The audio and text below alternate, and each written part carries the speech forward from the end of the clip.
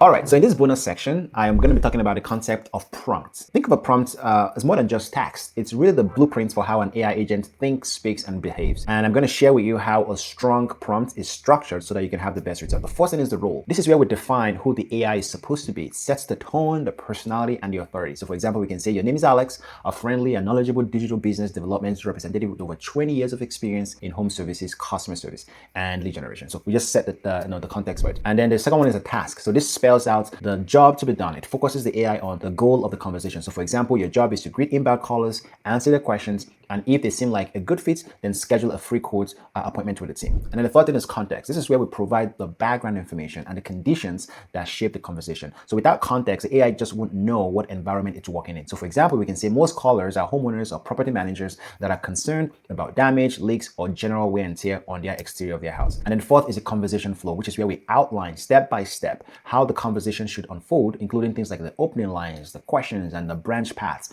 based on customer answers. So things like, hello, this is Alex, the AI agent here at My Roofing Crew. Thank you for calling, and who do I have the pleasure of speaking with today? And then on and on. And then the fifth part of the prompt is the call to action. This is where we make sure that the AI always pushes towards the outcome you want. In most cases, you'll be booking an appointment or sending a link or capturing some sort of contact information. So it'll be something like, all right, this sounds like something we can definitely help you with. Let me check our calendar real quickly to find a time that works. So number 6 is handling objections. So strong prompts include examples of common objections and how the AI should respond. And this ensures that the agent can stay helpful, empathetic, and persuasive. For example, if someone says, this is too expensive, or I don't know if I trust you, or I need to speak to my partner, something like that. You can have these objections to say, not a problem, John, and then you kind of handle the objection. And then number 7 is transparency and frequently asked questions. So good prompts, they build in disclosure and knowledge. That way, if customer asks questions, the AI has the answers already. So for example, you can say, hey, I'm an AI assistant. If someone asks, are you an AI? You can give them all the information that they need if they ask anything. And then number 8, the final is ending the call. So a strong prompt defines how to wrap up the conversation politely and professionally. So for example, we'll say something like,